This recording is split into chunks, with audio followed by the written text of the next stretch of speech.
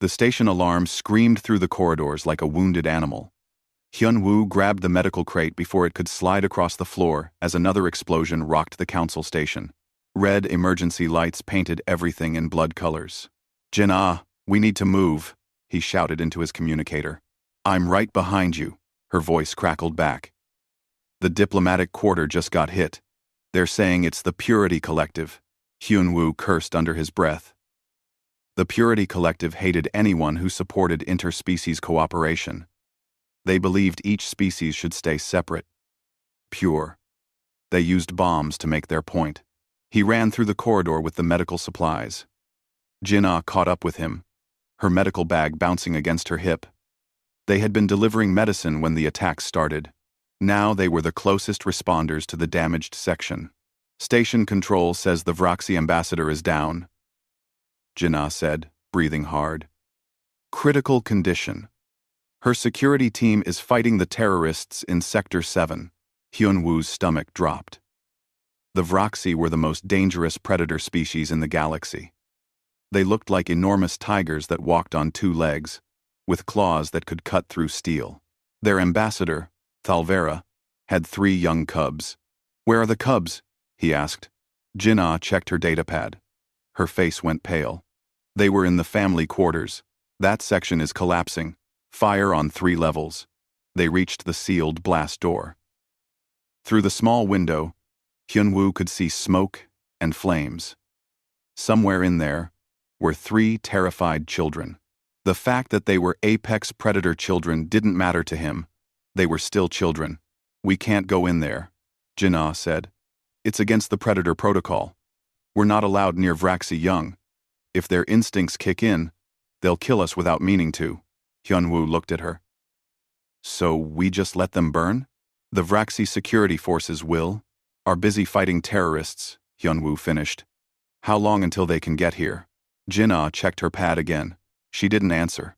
She didn't need to. They both knew it would be too long. Hyun-woo grabbed a breather mask and a heat shield from the emergency locker. "Stay here. Monitor my vitals. If I die, at least you can tell them I was an idiot." Hyun-woo. Wait. But he was already opening the door. The heat hit him like a wall. Smoke filled his lungs even through the mask. He pushed forward, following the layout Jin-ah was sending to his wrist display. The Vroxy family quarters were designed like a fortress. Strong walls, reinforced doors, training rooms for the cubs to practice hunting. But fire didn't care about strong walls. The explosion had torn through the support beams. Part of the ceiling had collapsed. He found them in what looked like a bedroom. 3 Vroxy cubs huddled in the corner. The oldest was maybe 7 years old in human terms. The youngest couldn't be more than 4. They had gray and white striped fur, and their eyes were huge with fear. The oldest cub saw him and growled. It was a deep, threatening sound that made every instinct in Hyun-woo's body scream to run. These were predators. Baby predators, but their claws were still sharp. Their instincts were pure, fight or flight. Hyun-woo stopped walking.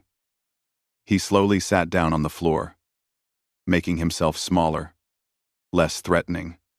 He held up his empty hands. "Hey there," he said softly in Korean. His translator would convert it, but he didn't care about the words. He cared about the tone. "I know you're scared. I'm scared too." The oldest cub, a female, crouched lower, ready to attack or run. The 2 smaller cubs hid behind her. "I'm here to help," Hyun-woo continued in that same soft voice. "Your mother sent me. She wants you safe." That was a lie. Thalvera was probably unconscious in medical bay. But the cubs needed to hear something familiar. The building groaned. More of the ceiling cracked. They didn't have much time. Hyun-woo began humming. It was an old lullaby his grandmother had sung to him when he was small. A simple melody about stars and sleep. He swayed slightly as he hummed, the way his grandmother had. The oldest cub tilted her head. The sound confused her. It wasn't aggressive. It wasn't prey sounds either. It was something else. We need to leave now, Hyunwoo said gently. The building is falling down. I know you don't know me. I know I smell wrong. But I promise, I'm going to get you to your mother. He slowly stood up and held out his hand. The cub looked at it. Her muscles tensed. Then she lunged. Her claws extended, and she jumped at Hyunwoo with all the speed her species was famous for. Hyunwoo didn't run. He didn't fight back. He caught her mid-air and held her close to his chest, turning his body to shield her from the falling debris. Her claws dug into his shoulders, tearing through his uniform. Blood ran hot down his back. "It's okay," he whispered, holding her even as she hurt him. The cub froze. Every instinct told her the prey should fight back or run. But this human just held her. Gentle. Protective. She could hear his heart beating fast. He was terrified, but he wasn't letting go. Slowly, her claws retracted. "That's it," Hyunwoo said. "I'm Hyunwoo." "What's your name?" "Kisra," the cub whispered. It was the first word she had spoken. "Kisra. That's a beautiful name. Are these your siblings?" She nodded. "Tal and Rin." "Okay, Kisra. I need you to be very brave. Can you walk?" She nodded again. "Good. I'm going to carry Rin because she's smallest. Can you and Tal follow me?" Another piece of ceiling fell. The flames were getting closer. Jinna's voice crackled in his ear. "Hyunwoo, the structural integrity is at 15%. You have maybe 2 minutes." Hyunwoo knelt down and let the smallest cub, Rin, climb onto his back.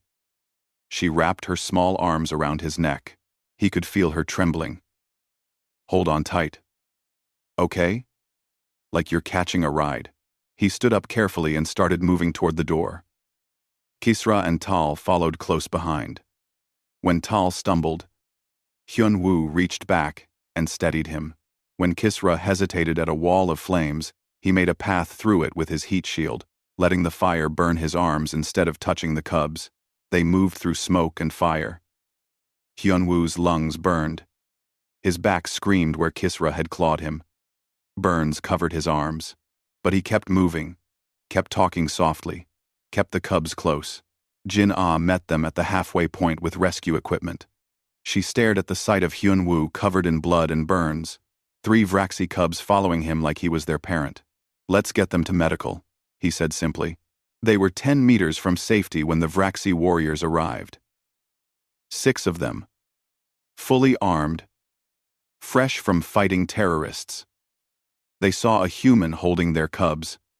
One of them raised a plasma rifle. The others spread out, surrounding them. Then Rokthar, the cub's father, pushed through. He was massive, even for a Vraxi. His weapon was already aimed at Hyunwoo's head. 1 shot.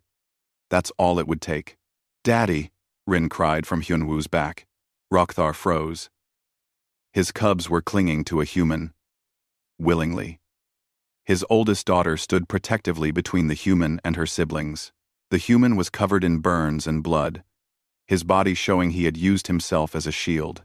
Kisra spoke up, her young voice clear. "He saved us. The building was falling. He got hurt protecting us." Rokthar lowered his weapon slowly. He looked at Hyunwoo with eyes that held 1,000 questions. Hyunwoo simply bent down and let Rin slide off his back. She ran to her father. Tal followed. But Kisra stayed by Hyunwoo's side for a moment longer. "Thank you," she said in her language. Then she touched his hand with her paw.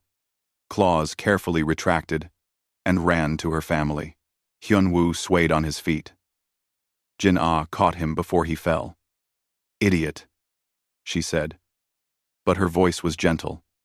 "You beautiful idiot." As medical teams rushed forward, Hyunwoo looked back at the burning building. At the 3 cubs, safe with their father.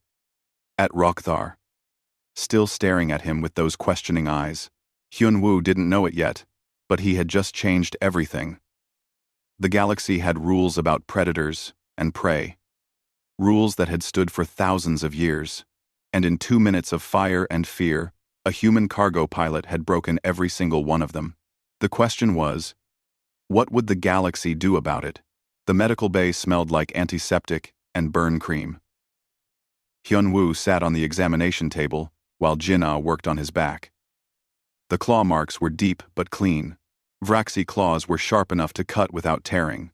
"You're lucky she didn't hit anything vital," Jin-ah said, spraying synthetic skin over the wounds.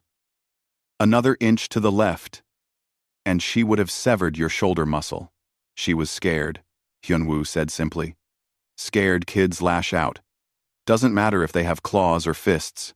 Jin-ah paused in her work.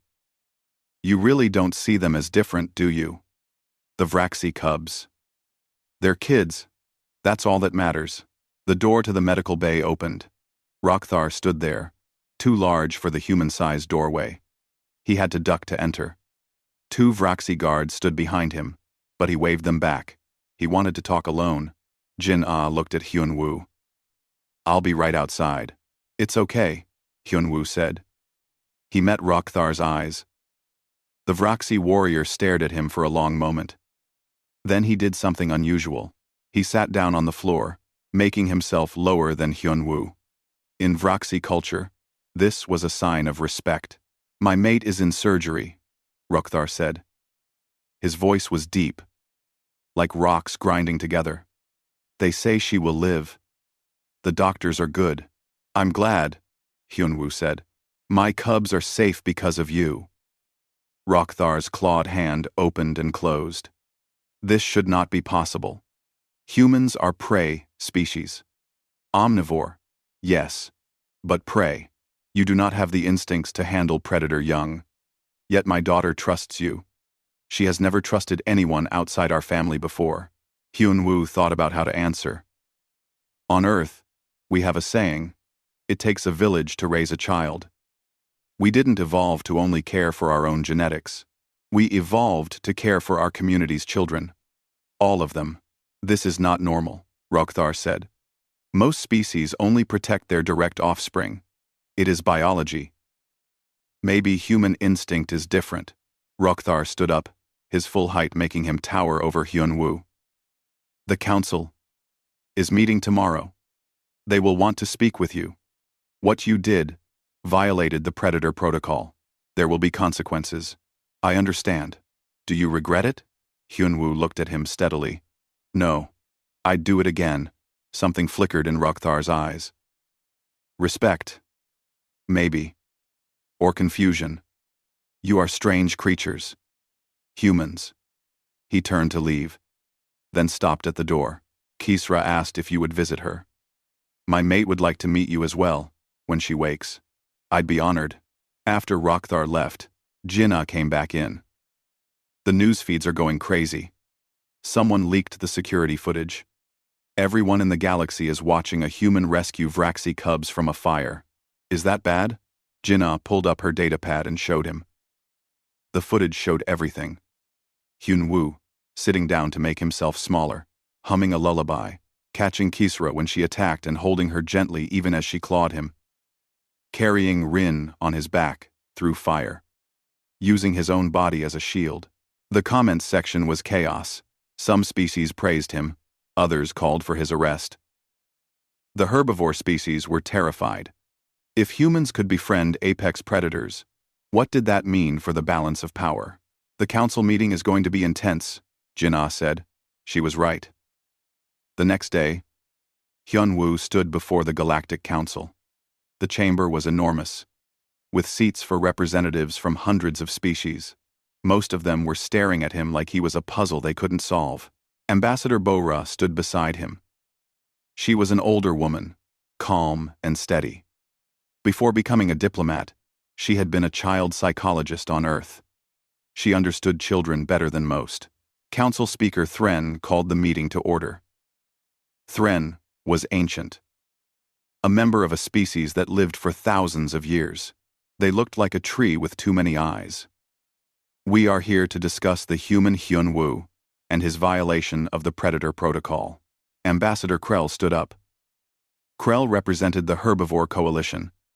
His species looked like tall deer with hands. The Predator Protocol exists for good reason. Apex predator young are dangerous. Their instincts are not developed. They can kill without meaning to. This human put himself at risk and violated ancient laws. He saved 3 children from burning to death. Bo-Ra said calmly. Would you prefer he let them die? And the Vraxi security forces would have reached them 15 minutes after the building collapsed, Bo-Ra replied. We have the structural reports. Those cubs would be dead if Hyun-Woo had followed protocol. Thren's many eyes blinked slowly. Let us review the footage. The chamber darkened. The security feed played on the massive screens. Every representative watched in silence. They saw Hyun-Woo approach the cubs, saw him make himself small and unthreatening, saw him get attacked and respond with gentleness instead of violence. Pause there, Thren said. The image froze on Hyun-Woo holding Kisizra, blood running down his back, the cub's claws still embedded in his shoulders.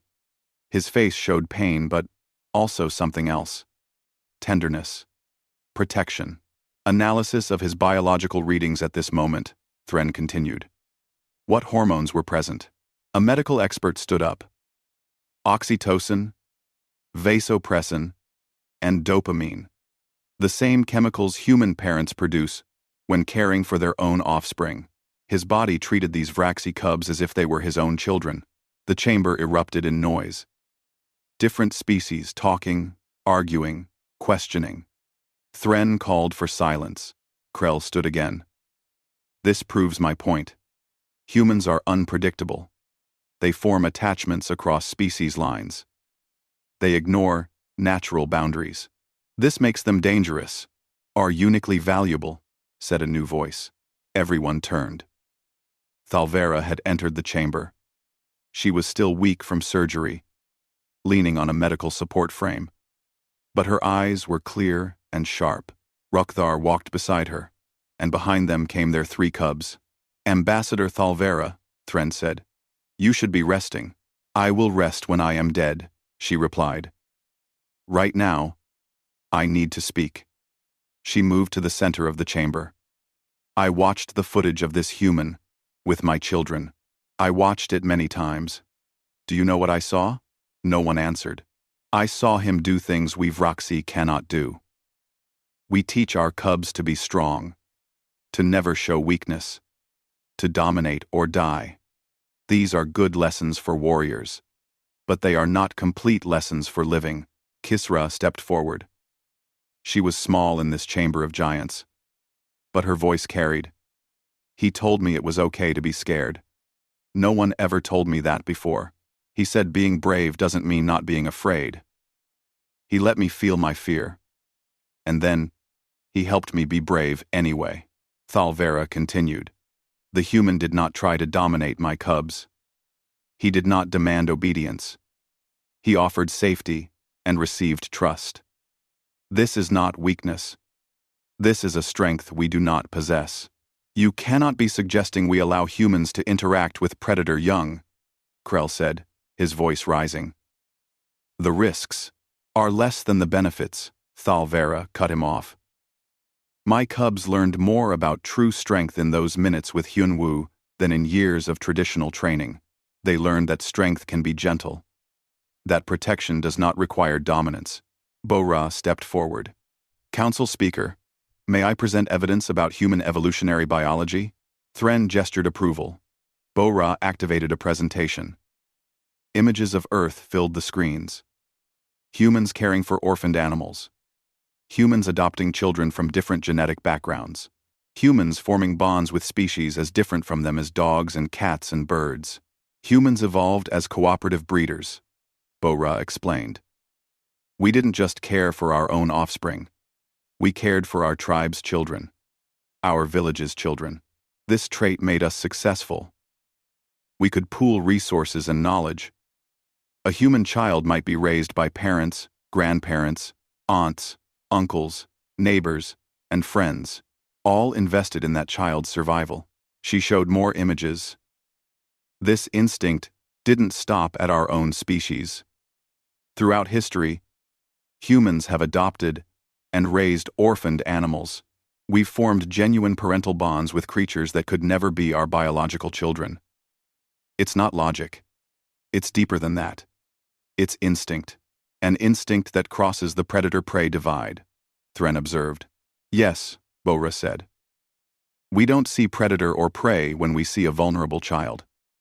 We just see a child who needs help. Rokthar spoke for the first time. The human bled for my cubs. He burned for them. He asked nothing in return. I am a warrior. I understand sacrifice in battle. But this was different. This was sacrifice without war. Protection without territory to gain. It is. He struggled for words. It is pure. The chamber fell silent. Representatives looked at each other. At Hyun Woo. At the Vraxi cubs, who stood close to him. Not afraid. Thren's eyes closed and opened in a slow pattern. This council must consider these matters carefully. We will adjourn and reconvene in 3 days. Until then, Hyun-woo, you are confined to the station but not under arrest. Ambassador Bora, prepare a full presentation on human child-rearing practices across species. As the chamber emptied, Kisra walked over to Hyun-woo. She held up her paw. He knelt down and took it carefully, mindful of her claws. Will you visit us? She asked. Mother wants to talk to you more. I'd like that, Hyun-woo said. He watched the Vraxi family leave. Jinnah came up beside him.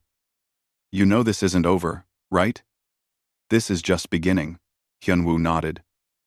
He thought about Kisra's paw in his hand. About trust, given freely. About the galaxy's rules and whether they needed to change. Yeah, he said. I know.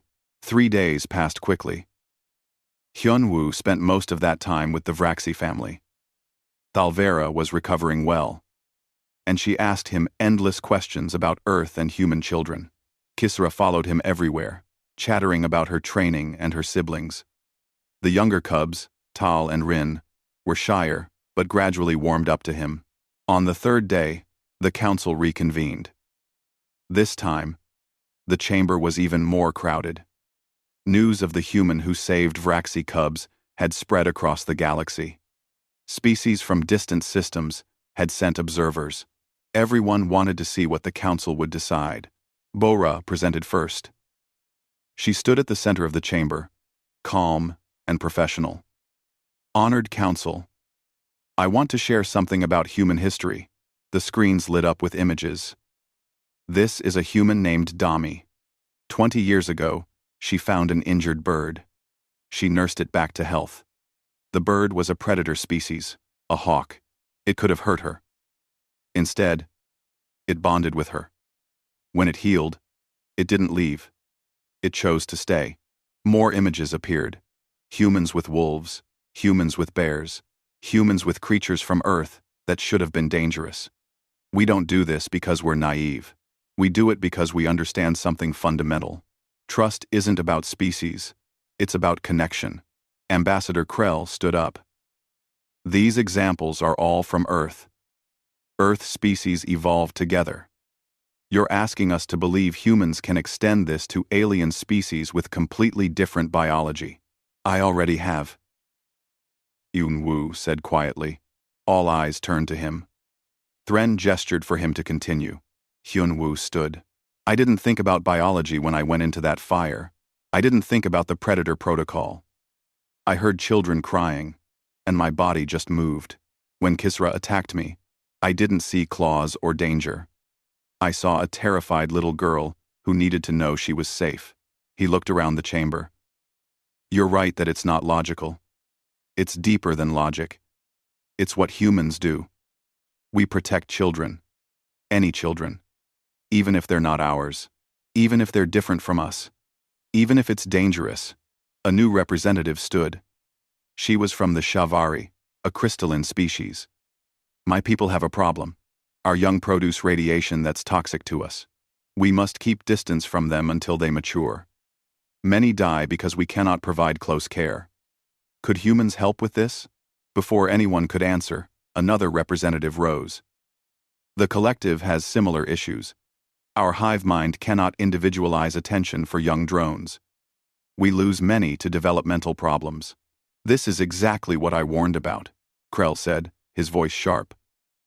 You're all ready to hand your children to a species we barely understand. What happens when things go wrong? What happens when human instincts fail? What happens when they don't? Thalvera had returned to the chamber. Council Speaker, I request permission to present our findings. Thren nodded. Proceed. Thalvera activated her own presentation. Over the past 3 days, I have conducted an experiment. With my mate's agreement, we allowed Hyunwoo to spend time with our cubs under observation. We recorded everything. The screens showed footage of Hyunwoo with the 3 Vraxi cubs. In one scene, Kisazra was frustrated with a training exercise. Instead of commanding her to continue, Hyunwoo sat with her and asked what was wrong. He listened. He validated her feelings. Then, he helped her approach the problem differently. In another scene, Tal had gotten into a fight with Rin. Vraxi parents would typically let them fight it out to establish dominance. Hyunwoo instead separated them and made them talk about their feelings. Use your words, he said. Tell your sister why you're upset. This is making them weak, Krell protested. Watch, Thalvera said. The next footage showed a combat assessment. Kisra and her siblings were tested against other Vraxi cubs, their age. The results were unexpected. Kisra was slightly slower in pure combat speed, but she was better at strategy. She anticipated her opponent's moves. She worked cooperatively with her siblings when it became a team exercise. Most importantly, when the fight was over, she helped her opponent up. She showed no unnecessary aggression. She could turn her predator instincts on and off. Human methods don't eliminate our natural abilities, Thalvera explained. They add control, understanding. My cubs are learning to be more than just warriors. They're learning to be people. A voice spoke from the herbivore section. It was a small representative, from a rabbit-like species. I must speak, though my people told me not to. She looked nervous. My daughter was injured last year. The doctors saved her body, but not her spirit. She was afraid all the time. She wouldn't play, wouldn't eat. We didn't know how to help her. She pulled up an image. I read about human trauma counselors. There was one on our station, a human named Hei-Wan. I brought my daughter to her. In 3 months, my daughter laughed again, played again. The human understood pain in a way we couldn't. More representatives began to speak. One after another, they shared stories of humans showing unusual empathy, unusual understanding. A human nurse who stayed with a dying alien patient so they wouldn't be alone. A human teacher who learned an alien language just to comfort one scared student. Small moments, quiet moments, but they added up. Thren raised a limb for silence. I am beginning to see a pattern. Humans possess an instinct that most species lack. The question is whether this instinct is reliable enough to trust with our most vulnerable. Bo-Ra spoke again. Council Speaker, may I suggest a trial program? Let human specialists work with species who request help. Under supervision. With full monitoring. If it fails, we stop. If it succeeds, we learn something new about interspecies cooperation. And if children are harmed? Krell demanded. Then I will personally take responsibility, Bo-Ra said. But I don't believe they will be. I've spent 40 years studying child development. I've seen what humans can do when we're given a chance to help. We don't always succeed, we're not perfect. But we try harder than anyone else. Rokthar stood. His massive form drew everyone's attention. I am a warrior. I have fought in 17 battles. I know danger. I know threats. And I tell you this. My cubs are safer with humans than with most of our own kind. Not because humans are stronger, because they care more deeply. The chamber broke into discussion. Representatives argued, debated. Some were angry. Some were hopeful. The noise grew louder and louder until Thren called for order. "We will vote," Thren announced, "not on whether to trust humans completely, but on whether to allow a trial program. Human specialists working with willing species under strict oversight." Those in favor? Lights began to appear on the voting board. Green for yes, red for no, yellow for abstain. The count was close. Hyun-woo held his breath. The final tally appeared. Green won by 12 votes. "The motion passes," Thren said. "Ambassador Bo-Ra, you will organize this program. You have 6 months to show results. Choose your human specialists carefully. The galaxy will be watching." Bo-Ra bowed. As the chamber emptied, Kisra ran to Hyun-woo and hugged his leg. "Does this mean more humans will come? Humans who can help other cubs like me?" Hyun-woo knelt down and smiled at her. "Yes. Humans who understand kids, who know how to listen, who know that being strong means being kind too." "Good," Kisra said firmly. "Everyone should have a human friend." Later that night, Hyun-woo sat with Jin-ah in the observation deck. They watched ships come and go from the station. Tiny lights against the black of space. "Bo-Ra wants me to help select the specialists," Jin-ah said. "People with experience in child development, trauma care, education. We need the best humanity has to offer." "Who do you have in mind?" "There's a teacher named Tae-young. He works with difficult kids on Mars colony. Never gives up on anyone. And a pediatric specialist called Soo-bin. She's done amazing work with interspecies medical care." Hyun-woo nodded. "They sound good." Jin-ah looked at him. "What about you? You started this. Don't you want to be part of it?" "I'm just a cargo pilot. You're the human who saved 3 Vraxi cubs and changed the galaxy's mind about what's possible." Hyun-woo thought about Kisra's small paw in his hand. About Thalvera's grateful eyes. About the way Tal and Rin had gradually learned to trust him.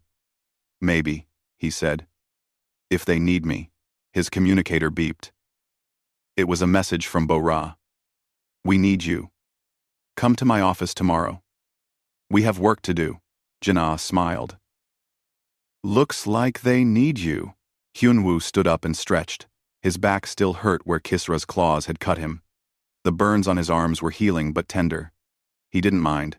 They were proof that sometimes the right thing to do was also the hard thing. "The galaxy's going to change," he said quietly. "It already has," Jin-ah replied. "You changed it. Now we just have to prove it wasn't a mistake." They stood together, watching the stars. Somewhere out there were species struggling with their children. Species that needed help they didn't know how to ask for. And now, for the first time, there was hope that help might come. The Predator Protocol had been the law for thousands of years. It kept species separate, safe, but also alone in their struggles. Now, humans were offering something different. Not dominance, not territory, just help. Just care. Just the simple human instinct that said every child deserves someone who will fight for them. The question was no longer whether humans could do this. The footage proved they could. The question was whether the galaxy was ready to accept that the small, strange omnivores from Earth had something precious to offer. Something that couldn't be measured in weapons, or ships, or territory. They had hearts big enough to love across the stars. And maybe, just maybe, that was the most powerful thing in the universe. 6 months into the trial program, Soo-bin stood in front of a classroom full of Vraxi cubs on the colony world of Vrekar Prime. She was nervous, but didn't show it. The cubs stared at her with their sharp predator eyes, curious and slightly suspicious. "Good morning," she said in their language. Her translator made it sound natural. "My name is Teacher Soo-bin. I'm here to learn with you." One of the cubs, a male named Warren, raised his paw. It was a fair question. Direct. Vraxi cubs were taught not to waste words. Subin appreciated that. Because I know things your regular teachers don't. And because your parents asked for my help. Your father specifically requested human teachers. Warren's ears flicked. His father was a military commander who had fought alongside Rokthar. He had seen the changes in Kisra and her siblings. He wanted the same for his son. What can you teach us that we don't already know? Another cub asked. How to be strong in ways that don't require claws, Subin said simply. She sat down on the floor, making herself level with them. Today, we're going to talk about feelings. Several cubs groaned. One muttered, Feelings are for prey species. Subin smiled. Really? So when you're angry, you don't feel it? When you're happy, you don't notice? When you're scared, there's nothing happening inside you? The cubs shifted uncomfortably. Of course they felt things. They just weren't supposed to talk about it. Feelings aren't weakness. Subin continued. Feelings are information. They tell you important things. Fear tells you there's danger. Anger tells you something isn't fair. Sadness tells you that you lost something important. If you ignore these signals, you make bad decisions. She pulled up a hologram showing two Vraxi warriors in combat. Watch this fight. Tell me what you see. Lex the warriors. Tell me what you see. Chakshan Intan absent. The cubs watched eagerly. Combat was familiar territory. The red warrior is stronger, Warren said. Better technique. Good observation. Now watch what happens. In the hologram, the red warrior won the first exchange. But then he got angry when his opponent landed a lucky hit. His attacks became wild, unfocused. The blue warrior stayed calm and won. The red warrior let his anger control him, Subin explained. If he had felt the anger, recognized it, and then put it aside, he would have won. Feeling emotions isn't weakness. Being controlled by emotions is. The cubs looked thoughtful. This was different from what they usually learned. Their normal teachers told them to suppress everything except aggression. This human was saying something else. Meanwhile, on another part of Rakar Prime, Taeyong worked with a smaller group of cubs who had behavioral problems. These were the ones who fought too much. Even by Vraxi standards. The ones who couldn't work in teams. The ones their parents didn't know what to do with. Taeyong sat in a circle with 5 of them. Okay, today we're going to practice something called using your words. Who wants to go first? A female cub named Sira growled. I don't need words, I need stronger claws. Why do you want stronger claws? To fight better. To win. Win what? Sarah paused. Everything. Every fight. Taeyang nodded. And after you win every fight, then what? The question confused her. Vraxi society was built on combat hierarchy. You fought. You won. You gained status. That was the point. Then I'm strong, she said. But she sounded less certain. You're already strong, Taeyang said. I've seen your training scores. You're in the top 5% of cubs your age. So you've already won. What comes next? Sira didn't have an answer. Can I tell you what I think? Taeyang asked. At her nod, he continued. I think you fight because you're angry about something. And fighting feels better than talking about it. But the angry feeling never goes away, does it? Because fighting doesn't fix what's actually wrong. Sarah's claws came out slightly. You don't know anything. You're right. I don't know your story. Want to tell me? For a long moment, Sarah just stared at him.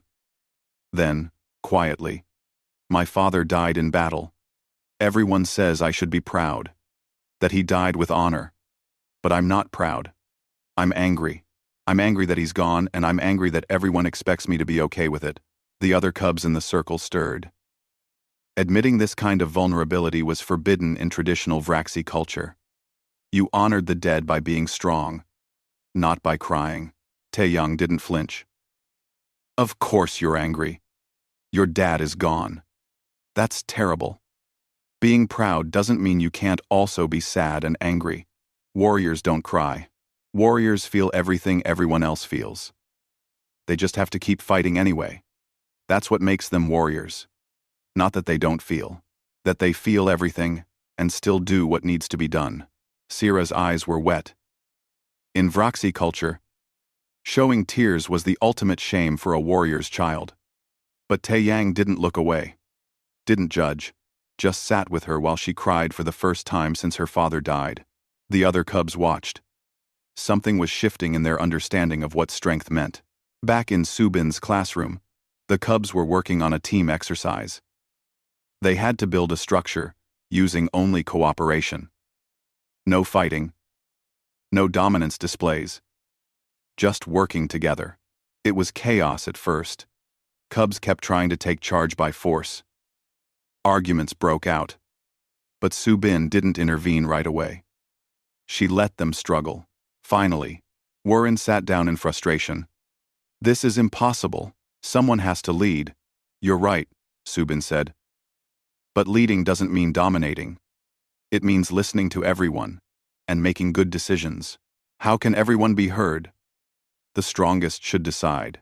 Subin pulled up footage from the terrorist attack 6 months ago. The attack that had started everything. Watch this. These are human soldiers responding to the Purity Collective attack. The cubs watched as human teams moved through the station. They didn't fight to determine who led. They talked quickly, shared information, and made decisions together. When one soldier had a better angle, the others deferred. When another had better intel, they adjusted. Leadership flowed naturally, based on who was best positioned, not who was strongest. See how they switch roles? Subin pointed out. That woman is leading now because she can see the enemy. Now that man is leading because he has the heavy weapon. They're not competing. They're cooperating. But they're humans, a cub protested. We're Vraxi. We're predators. And predators hunt in packs when the prey is big enough.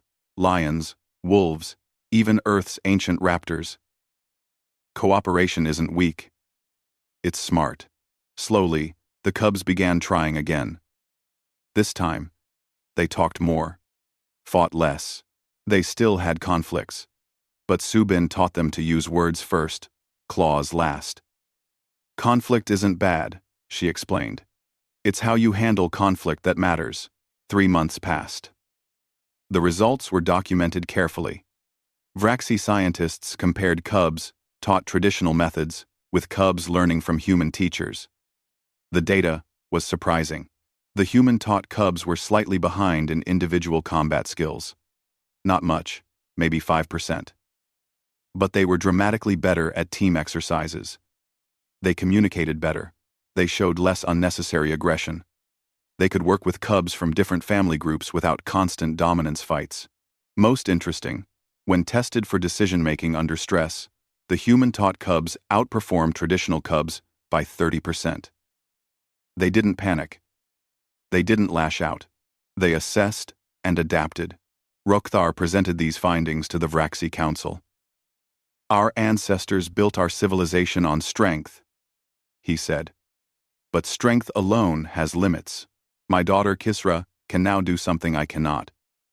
She can work with any species without her predator instincts taking over. She can choose when to fight and when to talk. This makes her more dangerous, not less. The Vraxi Council was skeptical, but couldn't argue with data. They approved expanding the program. Meanwhile, the Shavari had begun their own trial. Their crystalline young produced radiation that harmed their parents. For generations, Shavari young were raised in isolation, cared for by robots. The survival rate was poor. The psychological damage was worse. A human named Jiwon volunteered to help. She wore protective gear and spent hours each day with Shavari younglings. She talked to them, played with them, gave them the physical contact their own parents couldn't. The difference was immediate. The younglings developed faster. They were less aggressive. They bonded better with their parents once the radiation levels dropped. The Shavari Council was amazed. You risk radiation poisoning for children who aren't even your species, one elder said to G1. G1 shrugged. They're kids. Kids need someone who cares. The radiation doesn't change that. News spread across the galaxy. More species requested human help. The program expanded faster than anyone expected. Humans who had been teachers, counselors, and parents on Earth found themselves on alien worlds, caring for alien children. Not everything went smoothly. There were cultural clashes. Misunderstandings. A human named Yunji accidentally insulted an entire collective hive by treating each drone individually instead of addressing the hive mind. But she learned, adapted, found a middle way that respected the hive structure while still giving young drones the individual attention they needed. Back on Vrakkar Prime, Subin gathered her students for a final assessment. They had been with her for 6 months. Now, they would be tested against traditionally trained cubs in a series of challenges. The first challenge was individual combat. The traditional cubs won most matches. They were slightly faster, slightly more aggressive. Subin's cubs accepted this without shame. We know we're a bit slower, Warren said. But we're learning other things too. The second challenge was team strategy. Subin's cubs dominated. They communicated perfectly, adapted quickly, worked together like they'd trained for years instead of months. The final challenge was the hardest. A crisis simulation. The cubs had to respond to a disaster scenario. Save lives. Make hard choices. Work under pressure. The traditional cubs approached it like combat. Aggressive, quick, individualistic. They saved some lives but missed others because they didn't coordinate. Subin's cubs stopped first and made a plan. They divided responsibilities. They communicated constantly. They adjusted when things changed. They saved significantly more lives. After the assessment, the Vraxi elders met with Subin and Taeyang. You've changed our cubs, one elder said. We're not sure if this change is good. They're still Vraxi, Subin said. Still warriors. Still predators. They're just more complete now. They have more tools to work with. Another elder, an ancient female named Thara, spoke up. I fought in the border wars. I saw many warriors fall. Some died because they weren't strong enough, but more died because they couldn't adapt, couldn't think beyond combat, couldn't work with allies from other units. She looked at Subin. If your methods had existed then, many would still live. Thara turned to the other elders. I vote to make this permanent. Human teachers should be part of our education system. The vote was unanimous. That night, Subin and Taeyang sat together under Vrakkar Prime's 3 moons. We did it, Taeyang said. 6 months ago, they weren't sure humans could help. Now they want us to stay. It's not just us, Subin said. It's happening everywhere. The Shavari program is working. The collective wants to expand their partnership. Even some herbivore species are asking for human help with their young. Why do you think it works? Taeyang asked. What is it about humans? Subin thought about all the cubs she'd worked with.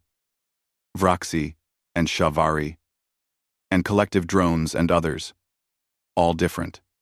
All needing the same basic things. I think it's because we see people, not categories.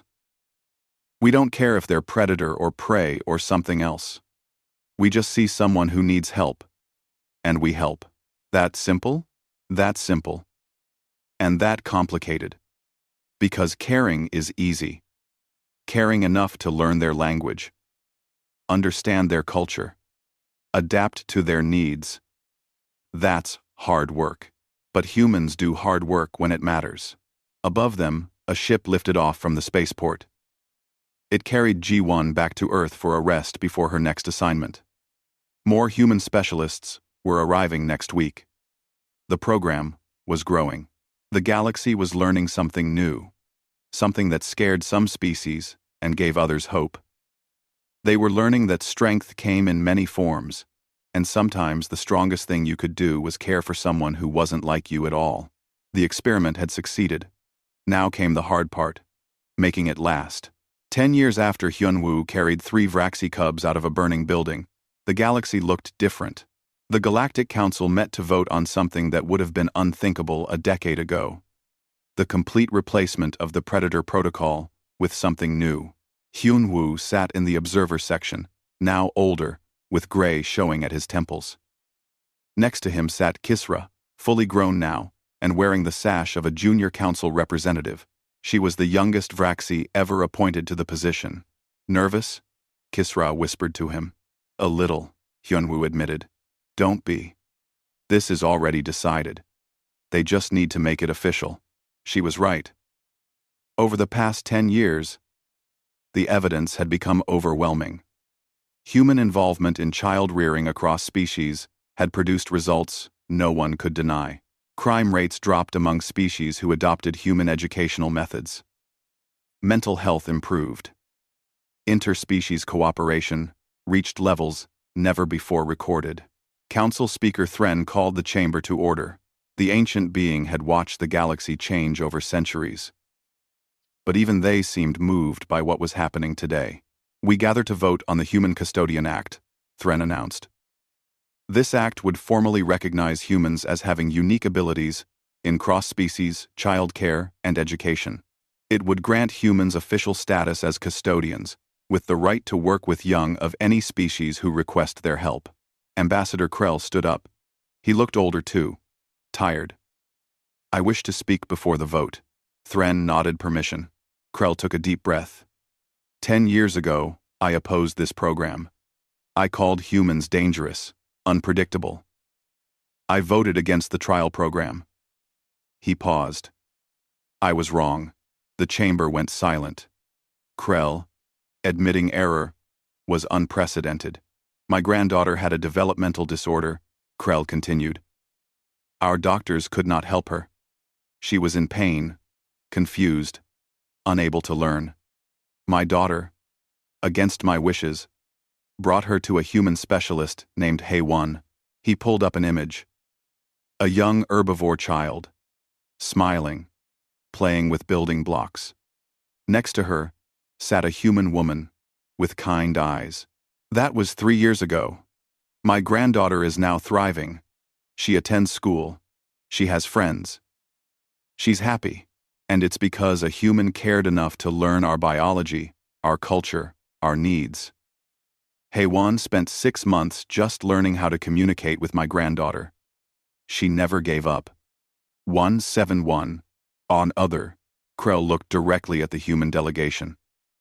I judged humans by my fear, but humans judged my granddaughter by her needs. That's the difference. That's why this act must pass. 1. I won. 1. He sat down. Several representatives stood to voice support. One by one, they shared stories. A collective hive mother, whose drones were healthier and smarter, thanks to human early intervention. A Shavari father who got to hold his child for the first time because human safety protocols made it possible. A Vraxi military commander whose son learned to be a warrior and a thinker because of human teachers. When the vote came, it was unanimous. The Human Custodian Act passed.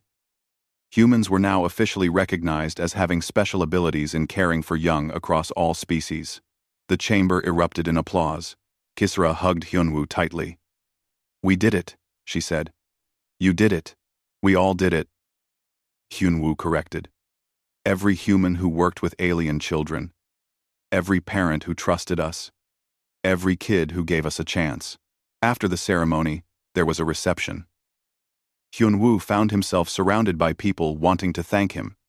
But he kept looking for someone specific. Finally, he spotted her. Jin-ah. Now, Dr. Jin-ah, head of the Interspecies Medical Exchange Program. Looking for me? Jin-ah asked, walking up with a smile. Always, Hyunwoo said. They had married 5 years ago. A quiet ceremony attended by humans and aliens alike. Kisra had been the flower girl, proud to be part of her honorary uncle's wedding. How are the kids? Hyunwoo asked. Jin-ah pulled up a holo image. 5 children of different species playing together in their home's garden. 2 were human, adopted from Earth orphanages. 1 was Vraxi, orphaned in a border conflict. 1 was Shav-Ari, abandoned because the radiation from their body was too dangerous. 1 was a collective drone who had been rejected by their hive for being too individual. "They're good," Jinnah said. "Mira has a math test tomorrow she's nervous about." Kael finally learned to retract his claws all the way. Bright Edge is practicing her crystalline harmonics. And the twins are being twins. They had become the family that represented the new galaxy. Different species. Different biologies. One family. Across the reception hall, Taeyang stood with Subin. They had become partners, both in work and in life. They ran an academy now, training humans and aliens in cross-species education. "Look at this," Subin said, showing Taeyang her datapad. "We have 5,000 applications for next year's program. We can only take 300. Then we make more academies," Taeyang said simply. "The demand is there. We just need to meet it." A young Vraxi approached them. He was about 15 in human years, wearing a student uniform. "Excuse me, are you teacher Taeyang?" "And I am. My mother was in your first class on Vrakar Prime. She told me I should meet you. She says you changed her life." What's your mother's name?" "Sira." Taeyang smiled, remembering the angry cub who had cried in his circle, mourning her father. "How is she?" "She's good. She's a combat instructor now. But she teaches the way you taught her. Feelings first, claws second, she says. Tell her I'm proud of her." The young Vraxi nodded and walked away. Subin squeezed Taeyang's hand. "You really did change them." We all did." Meanwhile, in another part of the station, a crisis was unfolding. A ship had arrived carrying refugees from a war zone. Among them were dozens of orphaned children from multiple species, traumatized and scared. The station's regular staff didn't know how to handle it. The children were from species that normally didn't mix. Predators and prey. All crammed together. All terrified. Someone called for human custodians. Within an hour, 20 human volunteers had arrived at the refugee center. They moved through the chaos with calm efficiency. Each human took a small group of children, mixed species, and began the work of making them feel safe. Hyunwoo was there too. He sat on the floor with a group of 5 younglings. A predator species cub. 2 herbivore children. A crystalline youngster. A hive drone. All of them shaking with fear. "Hey there," he said softly, in the same tone he'd used 10 years ago with Kisra. "I know things are scary right now. I know you've seen bad things. But you're safe here. We're going to take care of you." The predator cub growled, defensive. The herbivore children cringed away from the predator. The crystalline child radiated distress patterns. The drone made confused clicks. Hyunwoo pulled out a small string and began making patterns with it, an old game from Earth. Slowly, cautiously, the children moved closer. The predator cub stopped growling. The herbivore children stopped shaking. The crystalline child's radiation stabilized. The drone's clicks became curious instead of confused. "That's it," Hyunwoo said, showing them cat's cradle patterns. "See? You can all sit together. You're all just kids. Doesn't matter what you look like on the outside. Inside, you all want the same things. Safety. Food. Someone to care about you." The predator cub spoke quietly. "My parents are dead. I'm sorry," Hyunwoo said. "That's really hard. No one wants me. I'm dangerous." "You're not dangerous. You're scared." "There's a difference." Hyunwoo held out his hand, palm up. "Want to know a secret? Every species is scared of something. Being brave doesn't mean not being scared. It means being scared and still trying." The cub put her small paw in his hand. Her claws were retracted. "What are humans scared of? Lots of things. We're scared of losing people we love. We're scared of failing. We're scared of being alone. He looked at all 5 children. Affit, but we learned something important. When you're scared, the best thing to do is find someone to be scared with. Then you're not alone anymore. One of the herbivore children spoke up. But he's a predator. We're supposed to be afraid of predators. Are you afraid right now? The child looked at the predator cub. Really looked. Saw another scared kid. Not a threat. No. Not really. That's because fear isn't about what someone is. It's about what they do. And right now, she's doing the same thing you are. Trying to survive. Trying to find safety. The crystalline child dimmed her glow, a sign of relaxation. The drone moved closer to the group. Slowly, carefully. 5 children from 5 different species sat together in a circle around Hyunwoo, learning the first lesson of the new galaxy. You don't have to be the same to be family. Later that night, Jin-Ah found Hyunwoo in the observation deck. He was staring out at the stars, looking thoughtful. The refugee kids are settled, she said, sitting next to him. 23 orphans. We'll need to find families for them. I was thinking, Hyunwoo said slowly. Our house is pretty big. Jin-Ah laughed. We already have 5 kids. Oh. Luker. Oh. We have room for more. She looked at him. This man who had changed the galaxy by simply refusing to let children suffer. You're serious. 9. At least 2 more. That predator cub, her name is Veka. She reminds me of Kisara. And there's a collective drone named 47 who doesn't fit with his hive. He needs individual attention. So, Jin-Ah thought about their chaotic, wonderful, multi-species household. Thought about adding more. Thought about the work, and the noise, and the challenges. Then she thought about Veka's scared eyes, and 47's confused clicking. Okay, she said. But you're explaining to the twins why they have to share a room. Hyunwoo grinned and kissed her. Deal. 5 years later, Kisara stood before the Galactic Council as a full representative. She was proposing something new. The Human Heart Protocol. A comprehensive framework for interspecies cooperation based on emotional intelligence and empathy. For thousands of years, she said, her voice clear and strong, we organized the galaxy by what we were: predator, prey, herbivore, carnivore. We built walls between species based on biology, and those walls kept us safe, but also kept us small. She activated a display showing the past 15 years of galactic history. Since humans began working with our children, everything has changed. Crime is down across all species.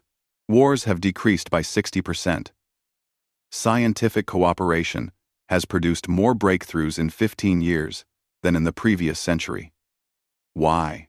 Kisra looked around the chamber. Because humans taught us something we didn't know.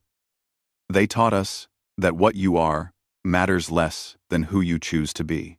They taught us that strength includes gentleness, that warriors can have soft hearts, that caring for others isn't weakness. It's the strongest thing you can do. She pulled up an image of Hyunwoo from 15 years ago, covered in blood and burns, carrying Rin on his back while Tal and a younger Kisra followed. This human didn't save me because of politics or treaties. He saved me because I was a child in danger, and his instinct was to protect me. Not to calculate whether I was worth saving, not to worry about species differences, just to help. Another image appeared. The current day. Hyunwoo and Jin-Ah's family portrait. 7 children of different species, all smiling, all together. This is what humans taught us. Family isn't about biology, it's about choice. It's about love. And if we can choose to love across species lines, we can choose to build a better galaxy. The Human Heart Protocol passed with only 2 opposing votes. The galaxy had officially embraced a new way of being. Not separate species living in careful peace, but a true community learning to see each other as people first. Years continued to pass. Hyunwoo's gray hair turned white. He retired from active custodian work, but stayed involved as a trainer. He taught young humans going out to work with alien children. He taught them the same lesson he had learned in Fire and Fear 15 years ago. You'll be scared sometimes, he told a class of new custodians. You'll struggle to understand cultures very different from your own. But remember this: every child, no matter what they look like, needs the same basic things. They need to feel safe. They need to know someone cares. They need someone who won't give up on them. A student raised her hand. What if we fail? What if we can't help? Then you try something else. You adapt. You learn. But you never, ever stop caring. Because the moment you stop caring is the moment you fail. Not when you make mistakes. When you stop trying. On his last day of teaching, before he fully retired, his former students threw him a party.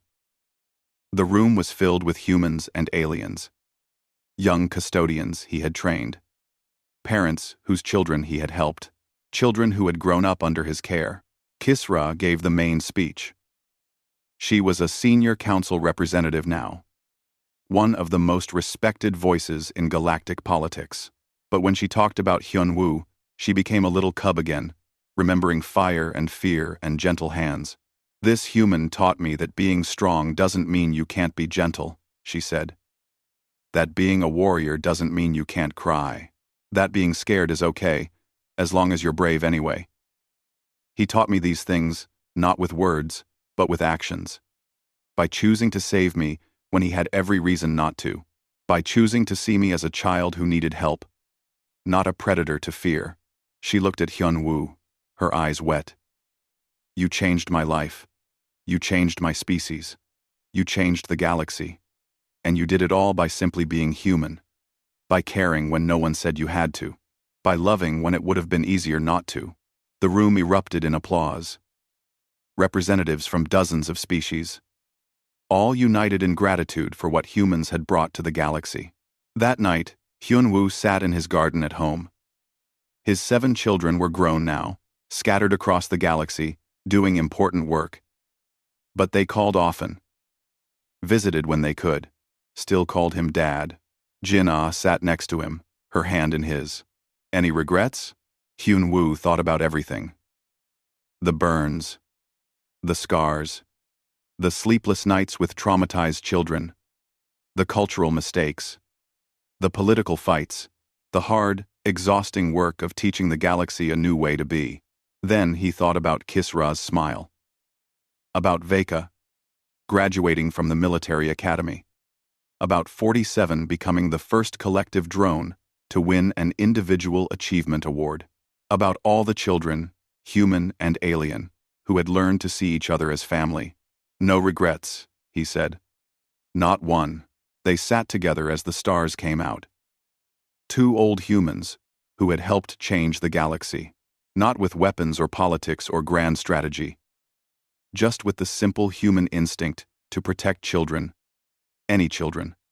All children. The Predator Protocol was gone, replaced by something better. The Human Heart Protocol. A galaxy learning that the scariest thing in the world wasn't claws or teeth or weapons. It was someone who refused to let fear make them cruel. Someone who looked at the universe and said, "Every child deserves love, and I will fight to give it to them." That was humanity's gift to the stars. Not technology or strength or intelligence.